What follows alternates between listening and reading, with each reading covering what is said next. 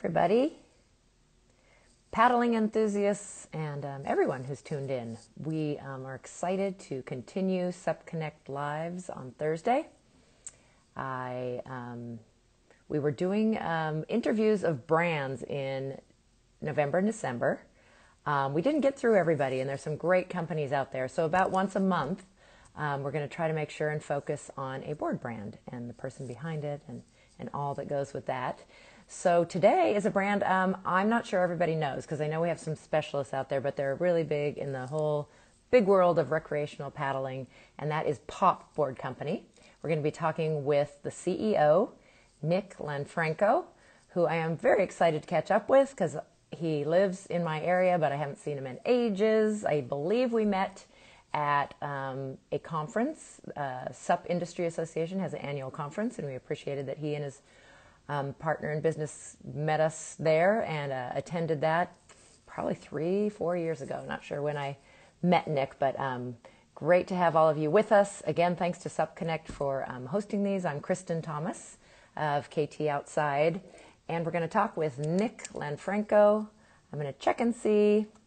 I can't remember, Nick, if we were going to go. I don't see Pop, but I see your individual account. So I am going to try inviting you as Nick. There you are. Pop Board Company is what we're going to mainly be talking about, but it's always great to catch up, and the great people that I've had a chance to interview. Hey, Chris. We want to know about them too. Hey, it's been a while. I know it has been. How you doing over there? Very good. I was trying to remember. I think we met at an industry association conference, but it could have been an event too. Yeah, it was. I think a couple of them. Yeah, we've always kind of crossed paths, and I always had my eye on what you were doing and what's going on. And I was that little guy always asking too many questions. But yeah, stuff I never. Yeah. All right. Well, we're having a little. I'm going to make sure and pause and not interrupt you because there's a little pause in between. But start with you because you had a big year. I looked at your account and I didn't realize all you had going on in your life. So catch us up first on you. Yeah, I guess on a personal note, got married, had a baby. Still enjoying running the brand, so things have been just a blessing. You know, I know for a lot of people, 2020 or 2021 had some obstacles, but it's been nothing but a blessing for us over here. Well, thrilled to hear that, and it's good to have good news because it has been tough for some people, and our hearts go out to all of you who've had struggles with whether it's with jobs or with the COVID-19. But great to hear that you got married and had a darling little baby boy. I saw pictures. Yeah. Little Zaya, the future team rider, future CEO. Yeah, so we're grooming him, throwing him in the water. He's, I think, now 8 months, 7-8 months. So, yeah, we've been enjoying that. It's been great. Yeah. I love that. Well, congratulations to you and your wife. And was it kind of from the business side that you got into Pop Boards? You're the CEO. Was it water that drew you in first? Were you, a water person or? Yeah, 100% waterman. Loved it. Spending every free minute I can on it, whether I'm fishing, surfing, paddleboarding came into the scene for me. So we were doing that on the smaller days. And yeah, that natural passion for the water turned into a project, which then turned into a company, into a brand. And it was all a happy accident. And 3 boards that I designed with some local shapers ended up turning into Pop Board Co. to what it is now. So we've had a great time, and it's always been just upward ever since we started the idea. And I was the guy, like my typical story is suit and tie. I was an ad executive. Had a VP position for an ad agency and was just getting kind of tired of it. I was just getting bored with the everyday selling advertisements and talking to other people. So when I had the idea of bringing this brand to light, it all kind of came and took shape on a trip to Catalina Island with my family. We were all out there. We're actually on some deny boards. Don Denai loaned us. And right then and there, I kind of had the aha moment. Everybody in my family was standing on a paddleboard. Everybody was grinning ear to ear, and everybody was able to do it. And some of the people weren't the most healthiest or most fittest people in the bunch. So right there, I saw that if I can put a smile on my friends, put a smile on my dad in that same moment, stand on a paddleboard, then they'll get an idea of what I feel like when I go surfing or I'm out in the ocean. So there it is. The quest kind of launched at that moment. I was like, I'm going to put together a brand. I'm going to bottle this little sport up and just make it accessible to everyone I know. Yeah. And here we are. I think that was 2000. about 2012, and had no clue about the industry, had never had a retail background or ran a brand house, didn't come from the industry. And I think that's what worked for us, is that we were completely on the outside coming in. And we just kind of learned as we went and figured it all out really quickly. And it's always been great ever since we launched that. And within about 6-7 months, I was able to take that tie off and say, hey, bye-bye ad agency, I've got something on my own. And yeah, I'm just so blessed and so lucky. Yeah. Well, I think it's great. You can see that you have a marketing business background, I think, because I think you do a really good job with that. And the appeal of the boards is just remarkable. I mean, I love looking at pictures of them. The one that we used in our little, advertising for this, that's just an epic board. That's beautiful. Yeah. That's the Royal Hawaiian, the 10-6 Royal Hawaiian, one of our inflatable boards, and that's just been the fan favorite. It kind of, it was a really fun project. We've designed it in several colors and narrowed it down to the last two, and did that the last couple of years, and it's been a great hit. And so we're looking to kind of play a little bit more on the friendly and family side of things. We want to completely be the brand that represents Laugh and Splash, something that's easy and fun and relatable. And that board just kind of really crystallized our image with that. Yeah. I love that, the Laugh and Splash. And we're going to talk a little bit more about the industry, but first a little more about Pop. So about 2012, you got going. Were you up in LA? You were somewhere in Southern California, right? No, I'm in Orange County. Yeah, I'm in Laguna Niguel, still there. Our warehouse now is in Santa Ana, Costa Mesa region, actually Santa Ana. We've had a couple little moves. But I was born and raised here in Southern California. And and that's where we're located and where we reside at. And now we just kind of keep inching. We think we get the biggest warehouse we need, and then we find out we need bigger, and then we keep getting a bigger warehouse, and now we need bigger. And so it's been a fun ride in the growing aspect of our brand. But yeah, we're right here in SoCal. So let's talk about your business. I'm sure followed a very interesting trend last year, and just the industry in general. What happened during COVID? Well, COVID pushed everyone to the outdoors, and I think all the brand houses know that. It forced everyone to really take, I would say, a mental inventory of what the purpose of life really was. Mm. It borrowed a lot of the dollars that went to travel or went to recreation, and it kind of just pushed it into the outdoors. And so like bike shops and paddleboard shops, there were lines in front of them. In that first 2 weeks of COVID, everyone was wondering what. But then by week 3, I drove by the bike shop and there was a line out front. And so I was like, well, maybe we should also force an opening and make ourselves available to our customer and our clientele. And by week 4, some of the surf shops and retailers that we were working with opened back up. And then it was just bananas from there on out. The demand was at an all-time high, to a point where we all would love this industry to be. It was kind of like our dream moment. This is our time now. We've always worked really hard through the trials and tribulations within this industry. And this was the moment that our brand received the light it deserved. And so, we've had a growing year, but this one really took a huge spike. And I do feel that this spike, although it's a spike, it does kind of follow a little bit of a trend. And naturally, by putting this many people out in the water, we'll cultivate and create a lot more opportunity for the industry. The brother got the board, now the sister will get the board. Dad is riding a lot, now mom wants one. Friend has one, now the best friend needs to get one. So this is going to really spread some light for the next couple of years and give some really good runway to the paddleboard industry. So I don't think as we get vaccines and everything kind of goes back to the normal that we think life will go back to, that this new normal won't be normal. I think it's going to stick, and it's going to be here to last. Yeah. I agree. And you talked about passion right from the beginning, about what got you into it, being a waterman. I do think, there's scientific proof that water is an attraction and it is a healthy thing. And I do think these people who, it wasn't just a fad during COVID, they're going to get hooked on stand-up paddleboarding and the other outdoor activities and really see a growth. We had that when you started, then up through what it was about 2017, we were continuing on kind of that exponential growth, which we knew at some point was going to have a plateau. So 2017 through 19, a little bit trickier. Again, there were things that changed and there were some naysayers, but I didn't see it go away, but it certainly wasn't having that growth. But here we go again. Boy, the first week I worked with a lot of retailers at the industry association. They were freaking out. I mean, people were thinking, we're not going to pay our rent. We're going to shut down. What's going to happen? So it is so crazy that it turned around. A challenging year for you guys in business, even though it was good because you weren't planning for the spike. You didn't necessarily have the inventory. Stores were running out of inventory.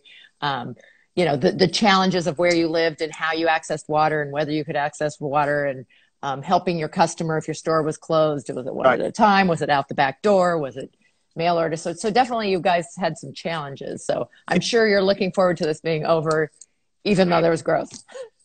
Yeah, absolutely. I mean, there's no doubt that we want to restore kind of the good old days. But I do think that this is the new stage, and there's a huge light on our industry with that stage, and to kind of keep building on that, let that stage be a new platform, and let that be the new catalyst for us to launch from there. And I think a lot of brand houses will see it that way as well.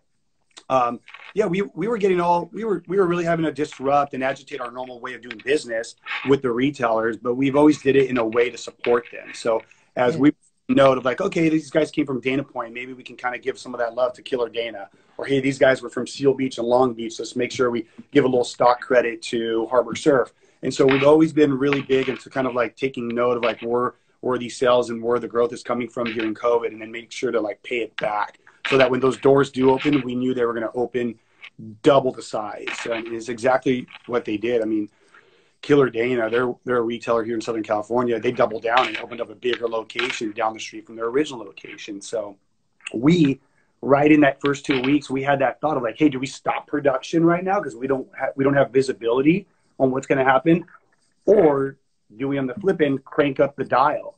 And we did that. We just cranked the dial, and we're like, hey, regardless of what happens, we're in this. So we doubled down, and it paid off. And I think we were one of the only brands that really had a really nice, healthy stock of supply and was able to just hit a lot of stores and keep up with their demand.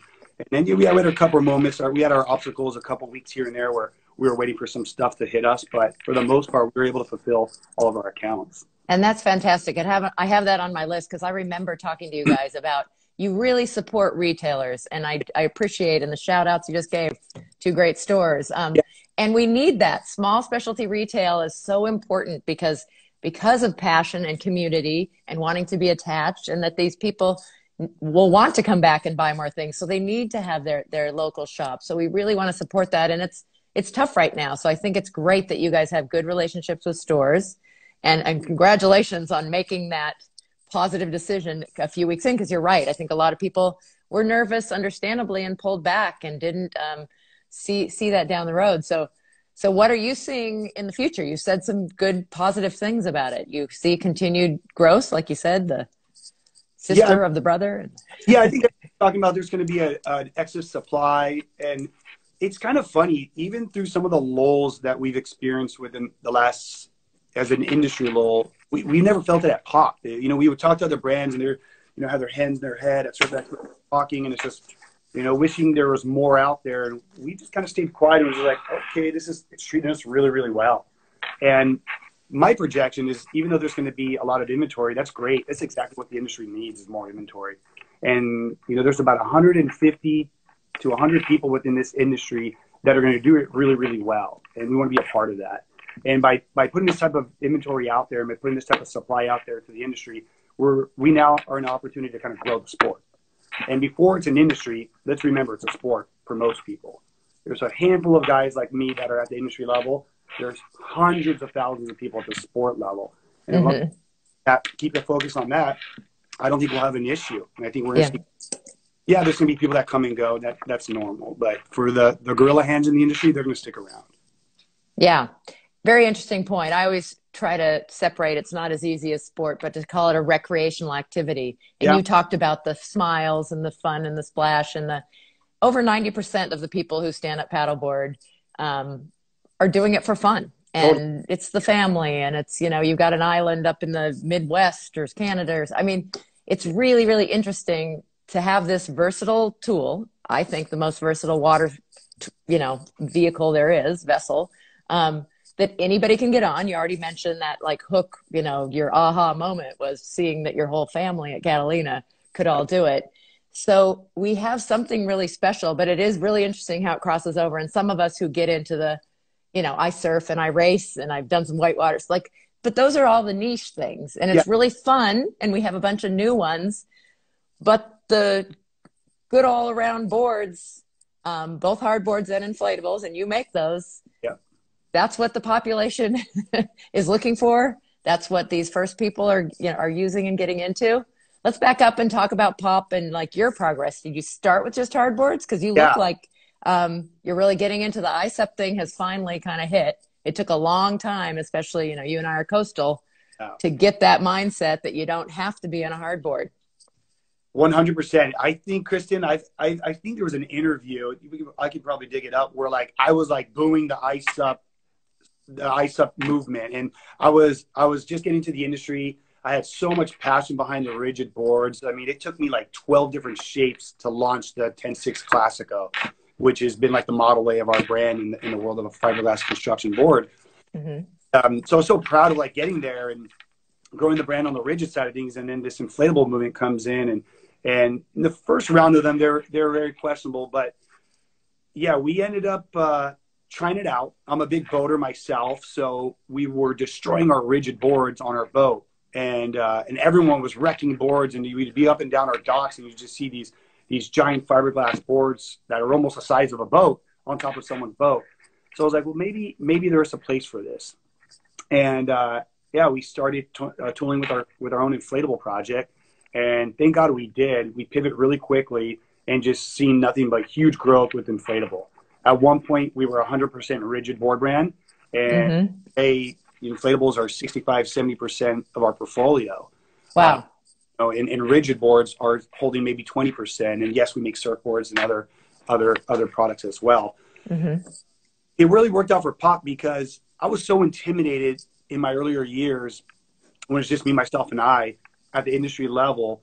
I couldn't go on a local paddle or a surf session without seeing my competitors' stickers on my parking spot. And then after my surf session, I couldn't have a burrito without seeing their sticker on the table I was eating at. And then they disappeared. So it's just like, okay, what happened here? And I really took some time to like really dissect the industry and what went wrong with these brands that I idolized. And what do you think? And my thinking was, I think they were too core. They were just really like at that sport level and not at that level. And they weren't able to pivot to the movement of inflatable, to be honest. And that we were doing the inflatables and just looking at the reports. It was a great move for our brand. It was very questionable. It was difficult personally to take on this project, but now I'm so glad we did it. I love our boards. Lots of people do. They don't get damaged on the boat anymore. They fit in the little hatch of a boat. There's a great purpose for inflatables, and it really did a great job of injecting the sport into a lot more other people. Now that you can have a high rise and have a board, that was really neat. Or we constantly get the college. Now my kids are going away for college, and we got them an inflatable board. And so it's like they have a bed in the dorm, and they have their homework and books on one side of the bed, and their inflatable on the other side. So it's like, that's kind of neat. So yeah, we were excited about that movement, and it's done really well for the industry, and it's getting better. It's definitely getting better. Well, you've already given me 2 instances of you being really creative and on point, and pivoting, as you said, and that it is about that, and it is hard to change your mindset. And I have to agree with you. Just being really stuck sometimes is a problem with companies. That we had a lot of passion and not always a lot of business acumen. You say you don't, but you from a marketing background, so you were in the world of business, and sometimes that was a big frustration working with the industry. Great people, but we were trying to get marketing data, and they're like, well, we're not going to share. And my husband, who's in an older industry, said, your industry's so immature. Like, you really have to work together with your competitors. That's how it works to grow the whole thing, Oh yeah, I'm really good friends with the competition. I mean, here in Southern California, we were able to throw a ball to my competition back and forth, and yeah, everyone's really, really friendly. That's the neat thing. Now that I'm at that industry level and able to rub elbows with everyone's willing to help. From Surf Tech and Bark Boards, the guys at Infinity, they're actually. We use the word competition, but when I really look at it, whenever we're opening a door or working with a retailer, it never really is. So there's room out there for everybody to do really well and specialize in what they do. Again, I think Infinity has done a great job with their race division, and they're a heritage brand. So we always want to tip our hat off to those heritage brands. And then we are a great fit for that, again, that laugh and splash, that recreation. What I think the industry likes to say, that bottom area of the triangle. And so that's been really important to us. I mean, at one point, we always wanted to keep our ear to what the competition was doing. But the second we kept our ear to what the customer wanted, that's when we started making really good. So that was really important, just to kind of hear from the customer, and just at one point just put the blinders on the competition level. It, you know, they always say you're either first to market or best to market. But I think there's this third element of like creating the most value to the market. And that's kind of love that. how we want to be at Pop. That's awesome. I had to write that one down. I haven't heard that before, but that's very true. Hey, I have to ask this, and I'm sure I'm not the first, but the name Pop, and you are now majority inflatable boards. Has anybody joked with you about that one, I'm guessing? Yeah, it's probably happened about 5 times, and I thought, now 6, thanks, Kristin. But sorry. Yeah, I thought I was going to get it 100 times. So again, starting off on a rigid platform, Pop represented for pop up and paddle. We were always paddle surfing, and after you get your knees blown out at Sano, you jump on your board, paddle in hand, and just kind of pop back up. And then when we were all paddleboarding that day at Catalina, I was like yelling to my dad, just like pop up and paddle, and there it is. We're Pop paddleboard. It was like our twist on saying stand up and paddle. Yeah. Several years into it, we turned into an inflatable. So the trick behind that is I knew that moment was going to happen. The inflatables. So I was like, what am I going to do here? And so we named our first model inflatable the Pop Up. And I was like, I think that would be a great vanity to kind of show that it, pop up versus of inflatable. Yeah. And so, that was kind of the what's taking place now. And no, I think it's great. And I love the name. And actually to me, it brought to mind, I didn't realize it was for pop up. I just pop. I mean, the colors pop, and a lot pops about your, I just think it's a great name. So I didn't mean to tease you, but. Yeah, not at all. No. Yeah. And I'm so shocked that I don't get it more. So it's one of those things. Yeah, I've been blessed. Yeah. Well, good ISEPs don't pop. They shouldn't. When I hear about them, I'm like, ooh, did you order that online directly from China? If you have a reasonable board, the technology now, it shouldn't be. Yeah, they're amazing. They are right. They just do not pop. We have practically an ironclad warranty with our customers and our shops, and it's just like, it's so rare. So yeah, it's really neat. And so true about, I just think a lot of us who are coastal, are just so used to the hardboard mentality. But the first time I went to a river and they said, oh, there's rocks everywhere. We walk into rocks. And they also couldn't believe we went in barefoot because they always have to wear booties. They said there's broken glass on the boat ramp. There's rocks on the edge. Like, you'd get your feet all chopped up. Like, just, there's really different, again, because it is this versatile craft and it's used by all these people that come from different backgrounds, like surf and kayak. And we're bringing new people to the water in droves who haven't been water people, which is fantastic. I think we help grow just that passion for all water in so many ways, which is great. Yeah, it is. It's pretty neat because before I was like a big fan of paddleboarding. I had to kind of calibrate my mind a little bit. I was really passionate about the water. That's just Venice, and like it came to a point. Anytime I can get on it, and this was just like true vessel to do that sport, whether it's fishing on it or snorkeling on it. And that's where our tagline "Made for Making" really came in.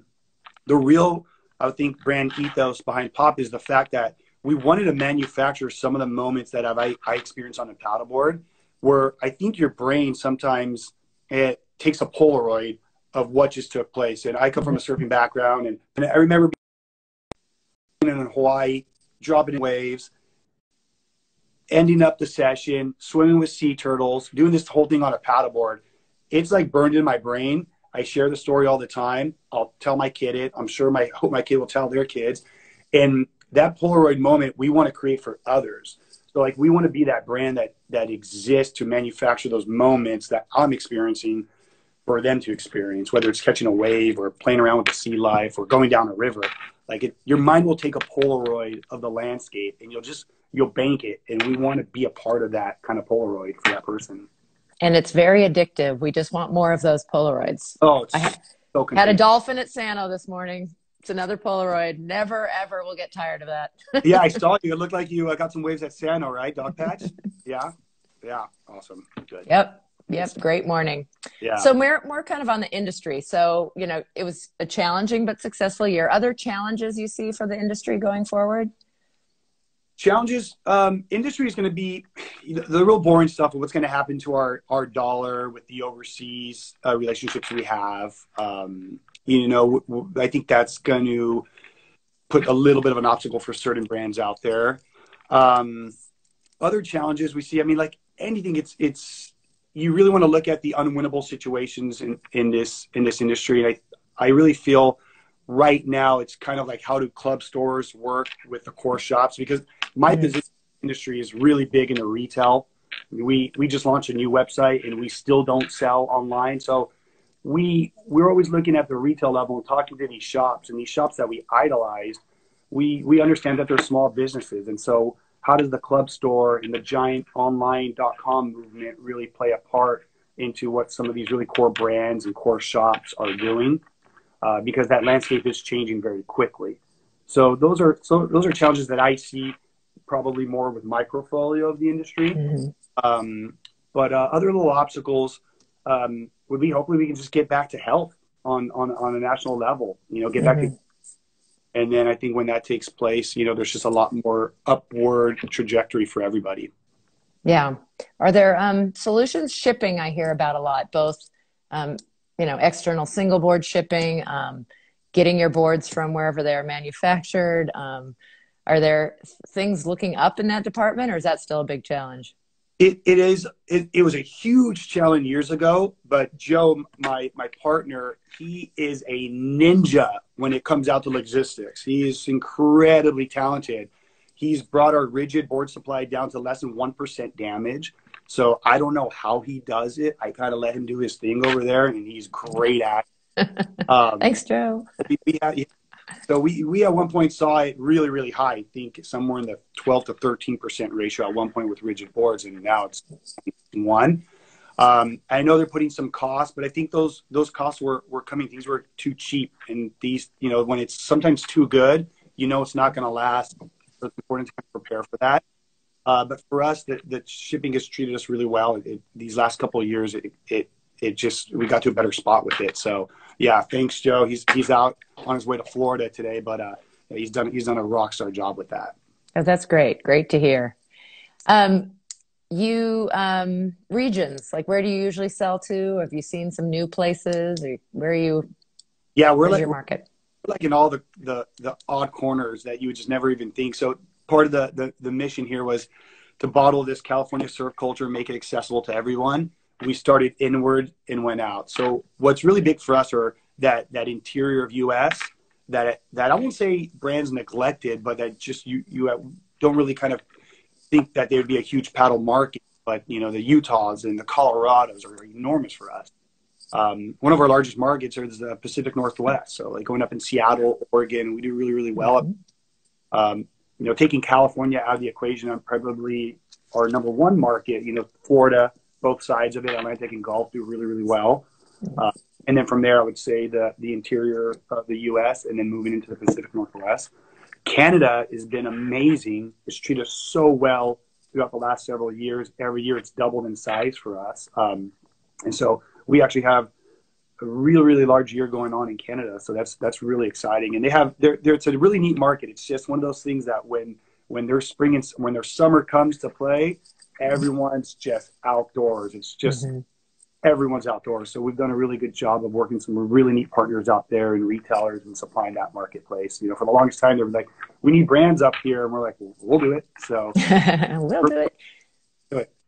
So pretty much North America. Have you thought about expanding? Yeah. Yeah. We also launched a deal in Japan this last year, which COVID took some hindrance to that. It's getting back on its feet, and then Australia as well. But they're at very, very infant stage of our brand. So we just hope to maybe have this conversation a year from now and have more juice in that tank.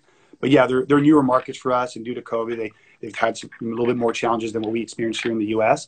So it's one of those things that had to be put on pause. But yeah, it's kind of ramping back up for the 2021 year. Yeah. Yeah. We have a Love Canada little message there. Right on. Yeah. Somebody asked about water. Do you really love all water or only some water? I lost the name there. I was wondering if it was a friend of yours. Well, I love all water. I'm one of those, yeah, I gravitate to the water. You know, even recently it's cold, there's snow in the mountains. We were by a stream and everyone's getting ready to sit down and open up their coffee. And, you know, I took off my clothes behind a rock and jumped in the water. So I think I love all water, but yeah, I'm a little, I can get spoiled. You know, there's no doubt that, you know, going on a nice surf island trip is where I tend to kind of spend my extra time. Love Southern California, but yeah, we've been playing lakes and heading up and going up and down Kern River on some of our paddle boards. We kind of do that a couple times a year. Fun. So we're the complete goofballs up there, have no clue what we're doing, but we're just charging these rapids with our boards and just having a great time. But yeah, I think all water, it's safe to say that I like. Yeah. Fun.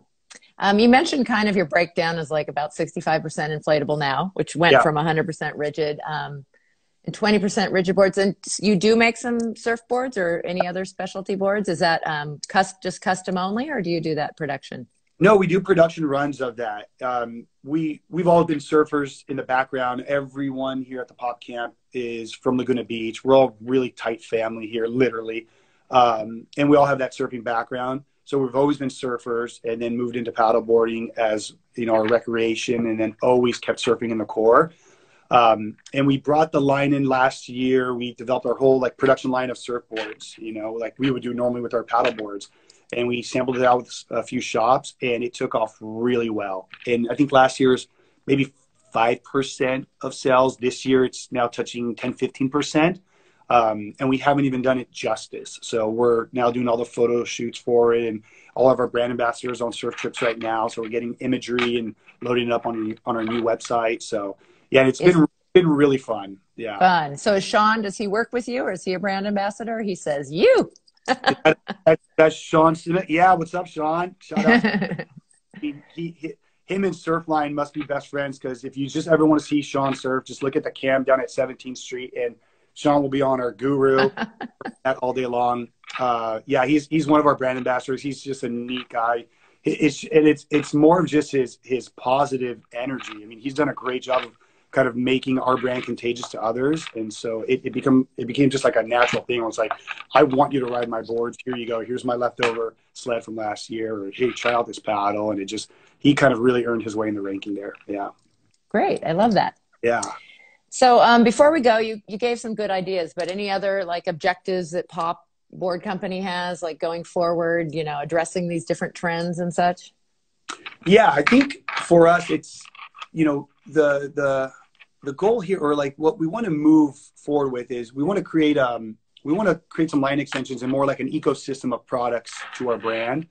We don't want to move away from being a board brand. You know, we've always prided ourselves on being an authentic board brand. We weren't anything else but making boards, and we want to stick to that. We have no interest in being a t-shirt and hat company, and there's other guys that do that really, really well. But we did have a moment this summer where we were up top at San Clemente overlooking the beach. We saw about 10,000 beachgoers and about 3 people paddleboarding. And it's not the prime paddleboard spot, but we saw those 3. And luckily, 2 of those 3 were on pop boards, thank God.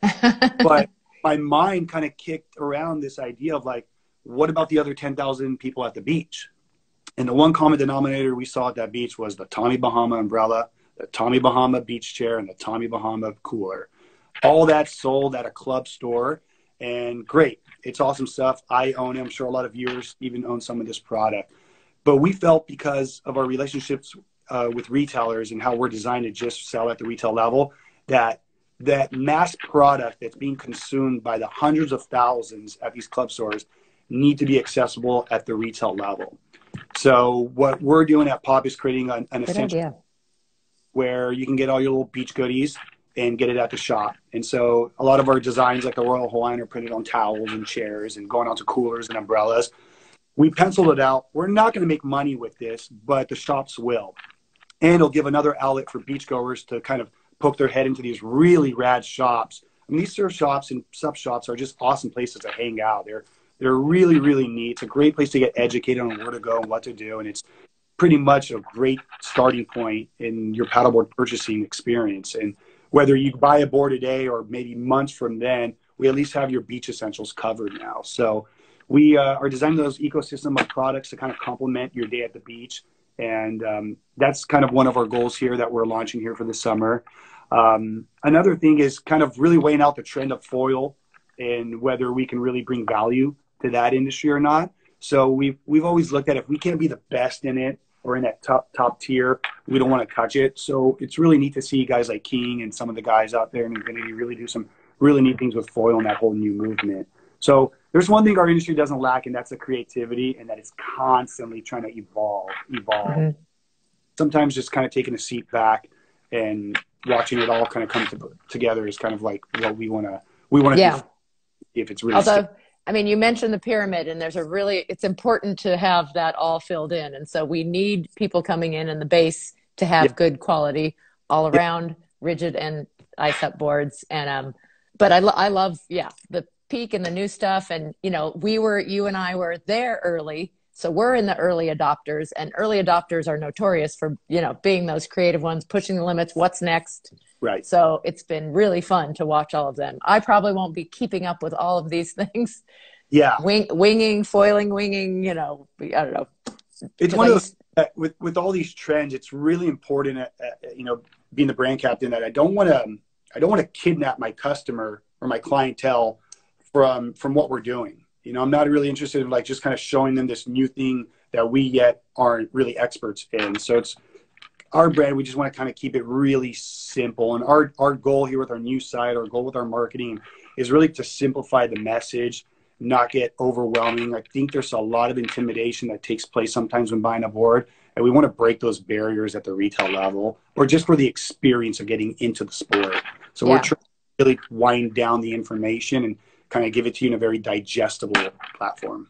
Yeah. Love that. And super needed. And like you said, there's this passion that comes along with this, and people get excited. So I love the product trajectory too, because people they get very brand passionate, and they want how cool that you could have maybe a matching towel or, umbrella or something, because you love your pop board. Mm-hmm. So I think that's a great direction too. Good stuff. Good stuff. Great talking with you, Nick. And, Pop Paddleboard's best, or Pop Board Company, I have to say it correctly. It all works. Yeah, it all comes right back to us for sure. Yeah. Well, congratulations again on marriage and little guy, and it happens to be my baby, who's 26 today, my youngest birthday today. So I had a baby 26 years ago today. I've always thought moms deserve to actually get the birthday. If you looked at it from 1,000 foot above, it's kind of your birthday. The birthday should go to you. You guys should both share it. Yeah. But I hope you have something planned, and happy birthday to him and yourself. Thanks. We do. Being local like you, we're going to go. I've never done a Duffy boat thing, and since it's a beautiful day, and we're going to do that with sushi. Yeah, you'll have a great time. Sorry for the pause there. Yeah, you're going to be in Newport doing that. Yeah, awesome. Couple hours. So yes, it should be a fun afternoon, and I consider that a present to myself too. Good stuff. Well, fantastic to talk with you. Want to remind everybody listening, thank you for listening. This is recorded. It will go immediately to Supconnect's IGTV, and then it will end up on YouTube, both Supconnect's and KT Outside. And you are welcome to do whatever you guys would like with it also.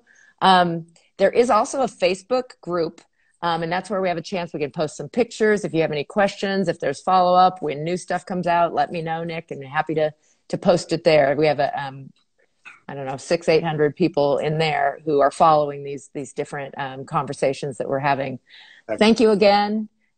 Great to talk with you. And yeah, thank you so much. I've always looked at you as the godmother of this industry. You're wow. Amazing job. And we're really lucky to kind of have you in that position where you're at now. Yeah. So thank you so much for just being yourself and doing you. And yeah, hopefully we can get on the water here soon.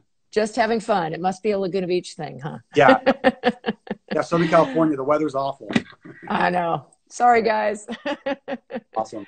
Thank you so much. Take care. Thank you, too. So long.